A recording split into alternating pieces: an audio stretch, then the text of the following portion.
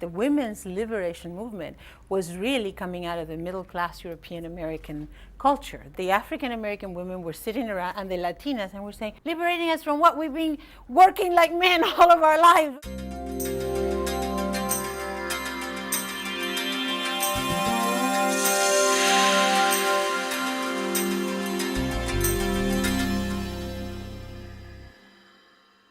Culture is what shapes that meaning and the meaning we make of the world.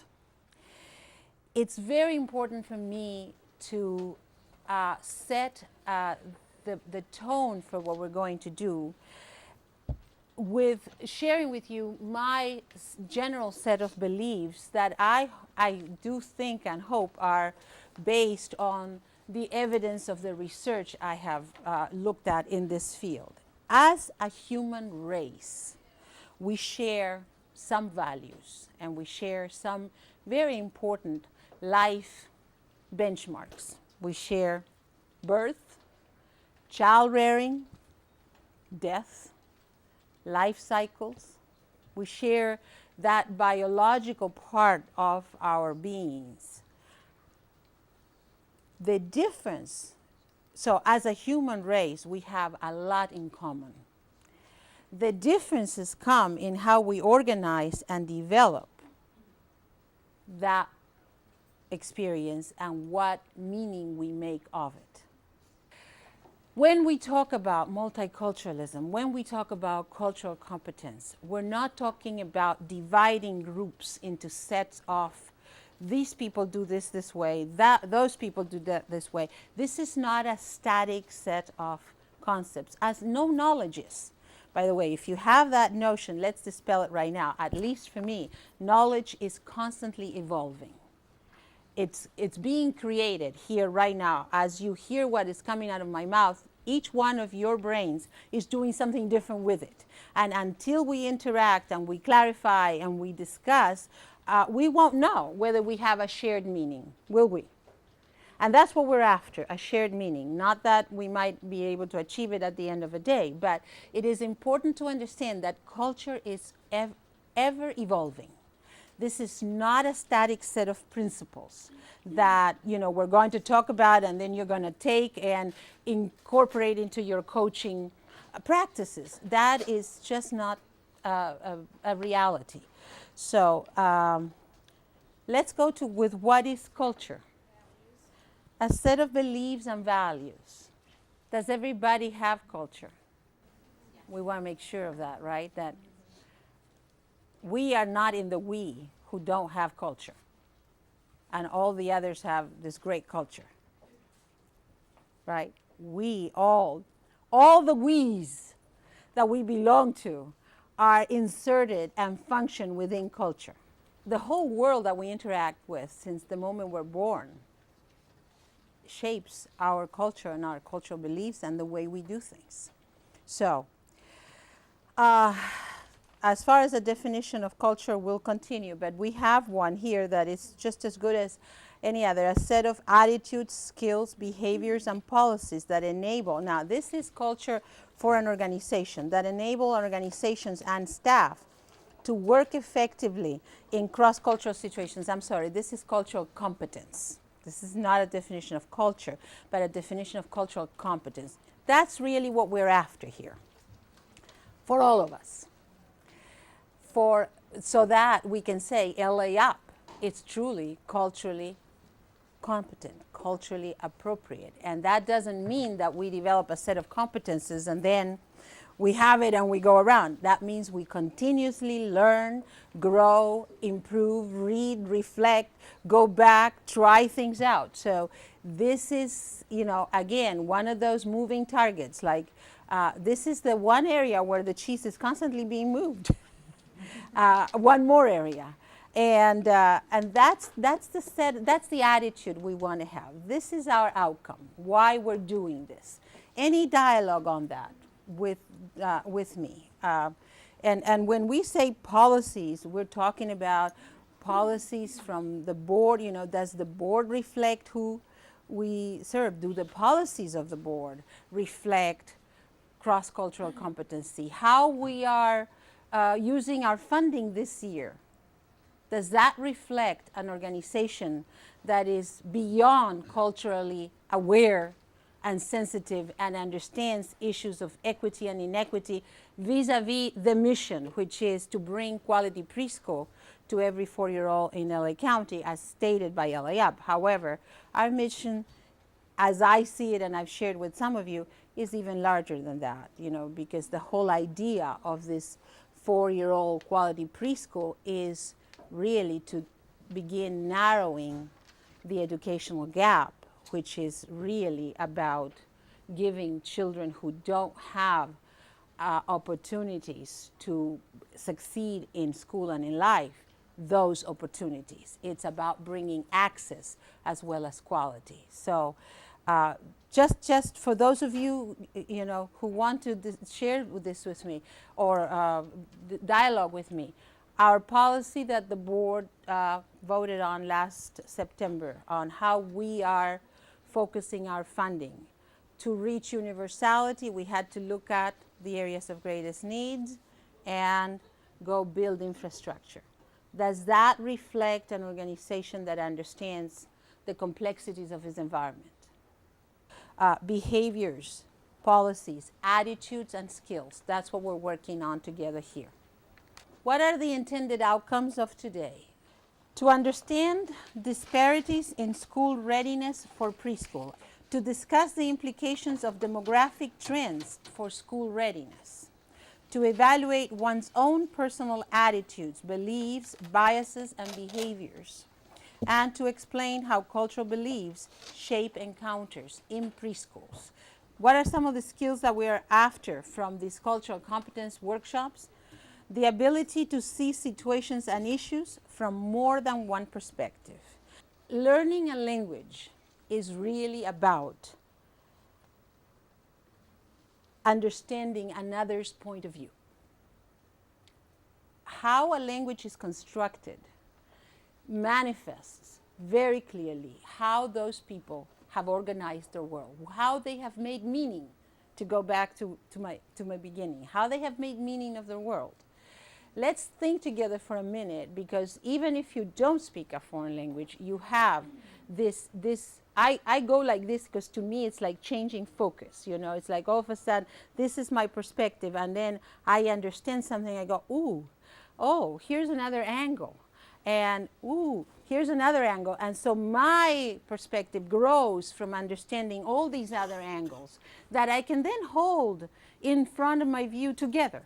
It does create a lot of paradoxical contradictions, but that's part of what our brain is capable of doing, and that's part of developing cross-cultural competence, where you don't stay in this is the right way and I am correct and everybody else is wrong, and then so I am in the we and everybody else is in the they. No, you start including everyone else in the we because you see how they see the world.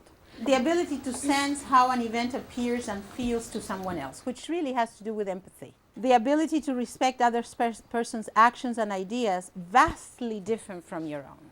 The ability to see advantages and disadvantages of own culture and society. And I was able to do this early on.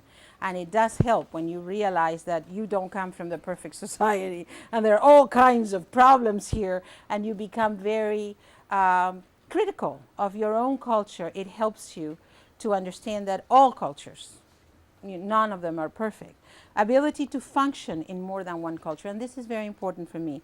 Not taking or giving offense, and making the invisible visible. For the visible elements are simple: dress, age, sometimes ethnicity, gender, language. I've been in this country for 30 some years, and I say hello and people say, where are you from? And I go, where is the accent in hello? I thought I had that one at least pegged, but it plagues me. and it's not, I don't take offense to it, but I can never be, no matter how well I speak English, I can never be from here. I have to be from somewhere else. So those are the visible ones, and those are the ones where we assume and make judgments about. The invisible ones eye behavior, facial expression, body language, sense of self, notions of modesty, concept of cleanliness, emotional response patterns, rules for social interaction, child rearing practices, decision-making processes, approaches to problem solving, concept of justice, value of the individual versus the group. We all value both, but some cultures tend to be more collectivistic, others tend to be more individualistic. Perceptions of mental health, illness, disability, patterns of superior and subordinate roles, roles in relations to status by age, gender, class. You see where I'm going here.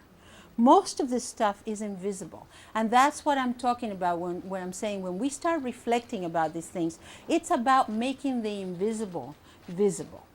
This whole topic of culture is complex, and it has many layers, and it's just an attempt at capturing visually how many of these circles overlap at and have culture at the center.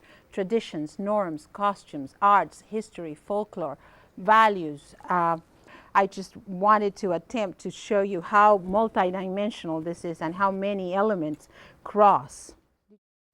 I just want to give you 2 lines about the next activity. It's an activity that I've used for many years, and it's a wonderful activity for us to really begin the work of dialoguing with each other. And it's called simply the naming activity. I want to talk with you for a moment about the power of naming. And I want to unpack 2 concepts that are very, very interwoven together in the way we think about it, and it's very confusing. Race and ethnicity. Race is the naming of others, or of some, by others of a group. Ethnicity is self-identification. This is why we're so confused, because we're not quite sure whether it's race and ethnicity, and now even in the government documents, it's one and the same. If you notice before, I talked about one race, a human race. The rest of it, anthropologically and biologically, doesn't have any foundation or any evidence. It's ethnicity. So, why naming? Because naming someone connects you, it gives you power over, and sometimes it's very appropriate, like when your parents name you. But if you notice, during some stage of our lives, we usually rebel against the name of our parents that our parents gave us and all of that. But it's also not only the naming of the individual, but the naming of the group. And we've touched upon this before in the cultural gatherings, but I want to unpack it a little more here. That, if we look at what groups have been named in societies, historically, we have a record of what has happened and who was in control, and how those who were not in control and were oppressed have tried to recreate and redefine their identity and rename and self-name all of the above. And we could spend, as you imagine, the whole morning just doing this, who was called what early on, and we still have controversies about names very, very much in the news these days. And, and at every attempt, and I've had this conversation with many people, why, what do you people call yourself? Why can't you make up your mind? It's very offensive. Why can't we make up our minds? Why is it that we have to be dealing with this? That's what I want to ask, Why is it that we have to reinvent ourselves all the time? Can we together work on this so that we don't have to do this again? Do you see where I'm going? Okay, so now you're going to work in your tables that are facilitated.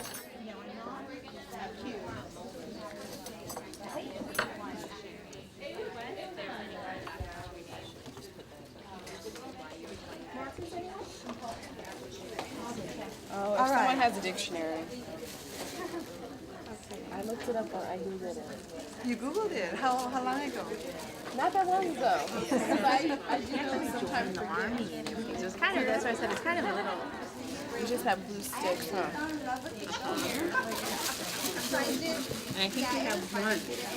And basically my dad named me after one of his elementary teachers, but it also happens to be my great-grandmother's name, so my mom was like, okay, let's do that. I didn't like my name because the same as you guys, it was so hard to pronounce. I had a teacher call me, my 6th grade teacher called me Uhura the whole year, and I was fine with that. I was like, I'm not even going to try. I didn't tell you guys the story, but a contractor came to my door selling his service, and I think he was from Israel. And he said, I introduced myself, and he says, "Oh, you're Ephraim." Ephraim, I think he said it. It's a biblical name. He said, "You're the blessed one." I go, "Okay, I'm the blessed one." In my family, everyone has a nickname. And whether you're young or old. That's a big thing in Black culture. I Yeah, think every it's single a person has to have a big- nickname. You have a nickname. His name isn't Gabe, it's Gabriel. Yeah. His name isn't Ange, it's Angelo. It's like, don't shorten his name, use his name. And it's just like people, the teachers are the ones that do it. Give them suggestions, right, to not shorten their name, because you take away a part of them and their whole history and their family. Parents fill out, what's your child's name, and they put it, and name is used at home. And maybe it's different, and maybe it's not, and we can respect that and encourage the providers to do the same thing. Look at the form. And the children had come up because they couldn't say the name Elizabeth, so they called her Bizlet, and she couldn't stand that name. She hated the name Bizlet, and so I knew that whenever I was really upset with my sister, or when I wanted to piss her off, I knew I could call her Bizlet, and I still do that to this day. I grew up first in Atlanta, Georgia. I moved to LA about 10 years ago. But my grandfather, he calls everybody Sugar. That's just, you just say that. But if I say that here, I don't ever hear that here. If I do, I'm like, where are you from? I'm like this, and so, mija, in Spanish you say mija. Mama. Then I found out that my grandfather, because I always wanted to be named like, Joy or Chelsea or something very hip like that. I wasn't very satisfied with Anissa. And then I found out that my grandfather on my father's side wanted to name me Muniza. And so I was Muniza. So I was very grateful for Anissa, because anything with a moo is just a little traumatizing, and you don't want to grow up with that. Because when my mom came from El Salvador and she got pregnant and I came to the world, she wanted to have she was a big fan of the Brady Bunch and that whole American culture, so she wanted me to have the blonde curls, and she just liked this little girl, Cindy Brady, from the Brady Bunch. So that's why she ended up naming me Cindy. I got my last name, actually, Hernandez. My father, what he did years ago, when he was a young fella, when he came into the U.S., he came over with a different birth certificate is what happened. And so my last name is completely different than what it really was. Growing up with my last name, which is Hall, was kind of weird in my family, because my mom, on her side, there are 8 brothers and sisters, and they're all Duckets. So all of my cousins were Duckets, and that was something that people, they had pride in that name. And we weren't Duckets, so we were kind of, the others. Thanks to my mother, my name was changed to Victoria Dorothy. And why Victoria? Well, my father tells the story that it was after, I think it's Ford, had a Crown Victoria car. So I was named after a car. I've been Muhammad for 25 years, and then so now carrying my husband's now name, Elamine, but they all have good meanings. So. And what we're going to do is very simple, and this activity just kind of goes through to some of the core issues in our identity, our name. But it also has to do with the power of naming.